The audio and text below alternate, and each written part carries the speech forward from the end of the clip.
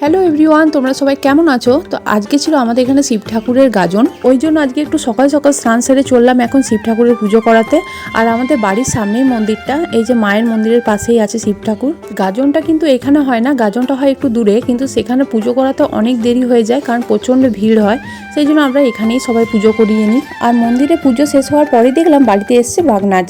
আসলে এই গাজনের দিনে একজন বাঘ সেজে প্রত্যেকটা ঘরে নাচ করে, আর এটাকেই বলে বাঘ নাচ। যাই হোক, তারপর এক একটা ঘরে আসে পাঠ, আমাদের বাড়িতে আসে না কিন্তু আমার পিসি শাশুড়ির বাড়িতে আসে, তো আমরাও সেখানেই পুজো দিই। পুজো শেষ হয়ে যাওয়ার পর বাড়িতে এসে আরেকবার স্নান করলাম, কারণ অনেক সকালে স্নান করেছি আর যা গরম পড়েছে আর থাকতে পারছিলাম না। আর যেহেতু আজকে ভাত খেতে পারবো না, ওই জন্য শ্যামা চালের ভাত, মুগ ডাল সেদ্ধ আর আলু সেদ্ধ খেয়েছিলাম। আর শ্যামা চালের ভাত বলতে এটা কিন্তু ভাত নয়, এটা হচ্ছে গমেরই তৈরি একটা জিনিস, তো সেটা দিয়েই ভাতের মতো ওই আতপ চালের মতনই খেতে লাগে, কিন্তু আতপ চাল নয়। আর সন্ধ্যের দিকে করেছিলাম গরম গরম লুচি, আমি মেখে বেলে দিয়েছিলাম আর মা ভেজে নিয়েছিল।